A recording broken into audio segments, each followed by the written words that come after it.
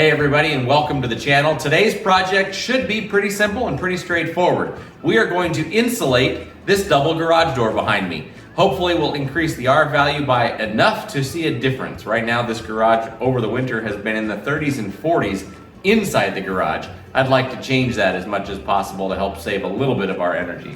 So we've bought a garage door installation kit from the hardware store. It's got a very simple installation process. Let's show you the tools needed and we'll get this project done. Hopefully no more than a couple of hours to do this on your own, okay? Let's get to it. Okay, let's take a look at the supplies and what's needed for this project. Obviously, we've got our insulation panels. I have one kit there on the floor that I've already opened. The other one is over on the side of the garage, and I'll get that in a minute. You can see the slots on the back of the panels just help us to curl it and form it into place. The back side of the panels are smooth, and we'll see that better as we put it up. That's the side that's gonna face the garage. On the side of tools needed, you see a good set of gloves there. Your aluminum garage door does have some very sharp edges. I will recommend everybody use a set of gloves. I will be doing it as well, just because when you're forming this and pushing it into place, you don't want your hand to slip and accidentally cut something. I've also got a couple different ways to cut the foam. We'll see which one works better. I've got a box cutter, and then I've also got a keyhole saw. I've got my tape measure for measuring the length I'm going to need, and I actually picked up a little bit of ducting tape. I've had this laying around the shop, and I brought this in case I need to seam up some edges just to help with some of the R value, and of course our big straight edge.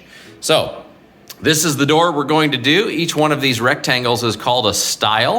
And I'll just show you a little bit. On my garage, each of the beams, you can see there's a caved in side, or it's an L channel, it's not even C channel. So you can see the side there that has a little bit of a gap to fill. And then on the right is a solid bar, it's the other side of that. So each one of these panels, we're gonna force into that gap first, and then we'll push it up against the smooth side. The other thing you need to do is you need to fill in the gap along your track. Now for me, on this side, I have the gap there that I have to fill, and this side is smooth, so that one should be straightforward. But over here on the other side of the garage, you'll notice under the channel where the wheels are, I have a gap I have to fill right in there. That's gonna be a gap. And then this side is also going to have a gap. So what I'm gonna do to take care of that one is I'm actually gonna cut a small strip of the foam, we'll insulate it into the gap, and then we'll fill in the other piece as normal. So let's get to it, and we need to measure the first of our stiles to fill in the garage door. Let's get to it. Okay, so I've just selected this stile that I'm gonna start with on the door. It happens to be one of the ones in the middle, kind of no rhyme or reason, but it's what we're gonna do. That way I can do this and show you a little bit better. So what we're going to do is we're gonna take our tape measure and we're gonna stick it underneath our gap that we have to fill, all the way to the edge. And then we're gonna measure all the way to this beam. And I have 46.5 inches.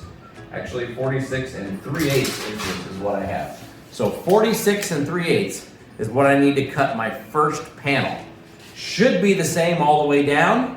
I'm gonna go ahead and measure to be sure, but we should be at 46 3/8 for all three of these panels, okay? Let's take a look and cut those ones. All right. Moving on to our cutting now, I've got a work surface laid out just to help me. Some people cut this right on the box on the floor, but I prefer to be up a little higher. So my tape measure is laid out. 46 3/8 is my number. I'm gonna slide my square down here to 46 3/8. I'll get that in place, kind of hold it firmly and give myself a start with my blade. And just gonna make multiple cuts here. Hopefully stay right along my straight edge. Now I've got that marked so I know where it is. I'll get the tape measure out of the way.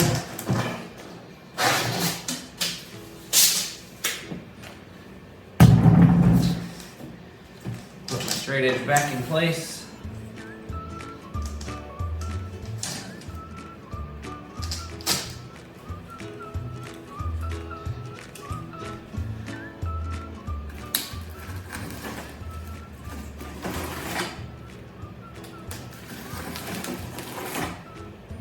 Pretty straightforward to cut, and then hopefully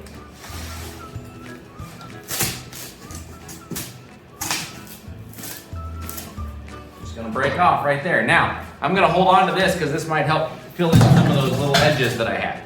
So So let's go take this over to the door and we'll get this one in. All right, so we're back here at the door. I've got my foam that I've cut to 46 3/8. Now, my cut's not real pretty, but that's okay because that's the part I'm gonna tuck underneath and you're not gonna see it. So what we're gonna do now is we're gonna take this, we're gonna tuck it down inside there, and as you can see, it's a little tough to go in.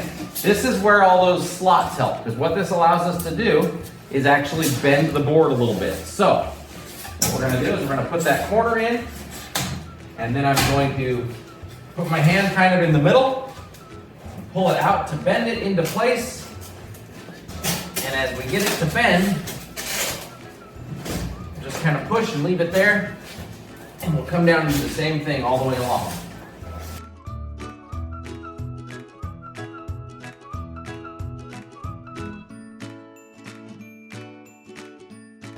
Whew. All right, lesson number 1, not as easy as I thought it was gonna be. I'm still hoping for just a couple of hours, but there you can see, I kind of had to force it to get it in, but once it is, it's nice and firm. I don't think I'm gonna need that ducting tape. It's gonna stay in here quite well. So, 1 down, 15 more to go. And we'll show you what we're gonna do with these top ones here in just a couple of minutes. I'm gonna set the camera back and let you watch kind of a time lapse while I work on this, okay? I don't need to bore you. I'll be back in just a few minutes.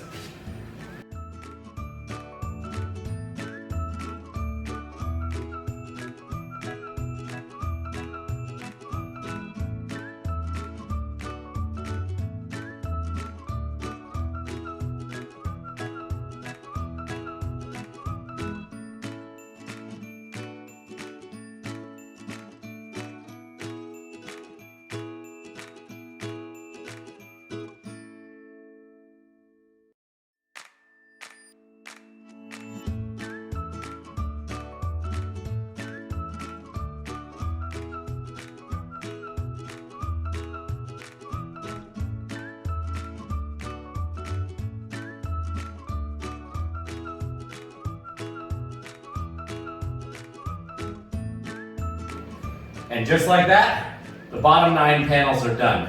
For you, less than a couple minutes has elapsed. For me, it's actually been less than 30 minutes. So no time at all so far. We're gonna get to the tricky ones with the windows in a minute, but first, I wanna show you how we do that last edge. All right, so my particular garage door, yours might be a little different, but chances are on one side or the other, you're gonna have that underhang on 2 sides. So on mine, I've got it here, just like I did everywhere else. And you can see if I use my glove, it goes up underneath there, just like all the other ones so far. But on this side, I also have the underhang over here on the door side. So it's very simple. All I'm gonna do is take all those cutoffs and I'm gonna fill that gap to make a smooth edge. So just like cutting all the first boards, we're gonna cut 4 small gap fillers and they'll go in there to fill that hole, okay? Let's take a measurement and see what we need, and we'll go back over to the cutting table. All right, so I've got our cut pieces, just 4 to go in, and all they're gonna do is insert right into these sides.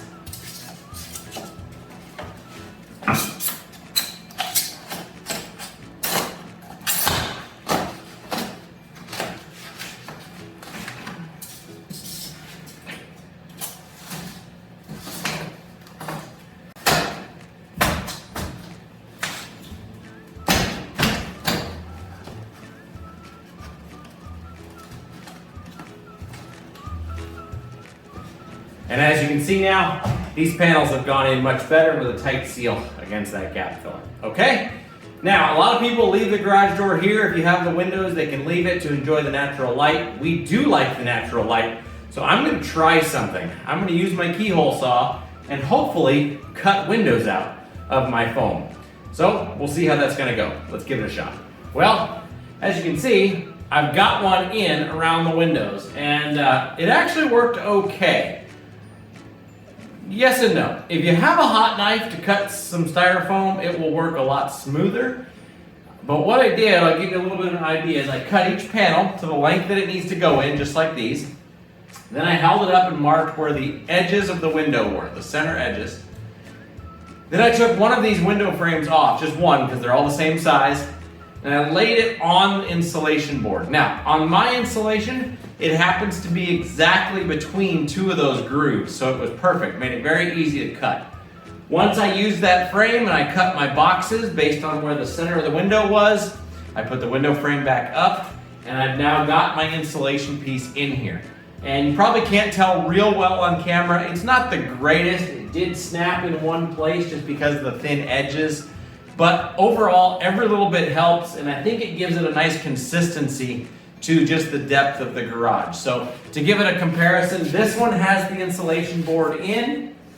This one does not yet. I've got all of them marked and ready to cut, so now I'm going to go back to the styrofoam with the keyhole saw. Again, if you have something like a hot knife or something that will cut a little bit smoother, you'll get a lot nicer edge on the inside of the windowsills. But it's what I had, it's what I have available to me, and it's the best I can do. A lot of people with the windows will just leave these whole things and the top ones out. I wanted to at least try and insulate a little bit. Who knows if it's actually going to be worth anything. Okay, I'll show you pictures when we're all done here in just a minute. 3, 2, 1.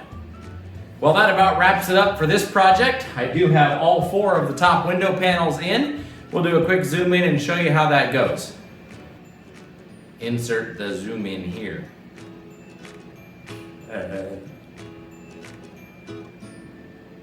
So with that, I just want to say thank you for watching. Don't forget, my channel has a little bit of everything. Home repair, home improvement projects, motorcycle videos when the weather permits. You know, it's 30 degrees outside. I don't necessarily like riding in the cold. I have the gear if I have to, but I'd prefer not to. But I've got all kinds more videos and stuff coming up on the channel, and just continue to do life as a dad, a DIYer, and somebody that enjoys the ride. So be safe out there. Please, if you want to, subscribe to my channel, and you'll see when other videos come out. You can also hit the notification bell. Not a biggie to me. I don't monetize at all. So God bless, guys. Keep it safe. And it's December of 2020, just so you know time frame wise. So if it's December for you, Merry Christmas. God bless, and thanks for watching.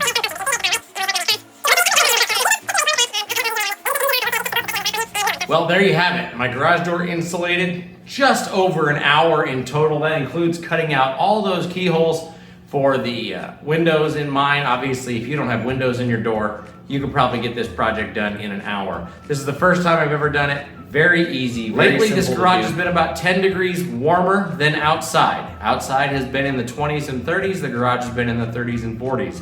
So hopefully, that'll change this for the winter. Just real quick before I say goodbye, I have to add one more thing. I didn't talk about it in the video, and so I thought it important to remind you.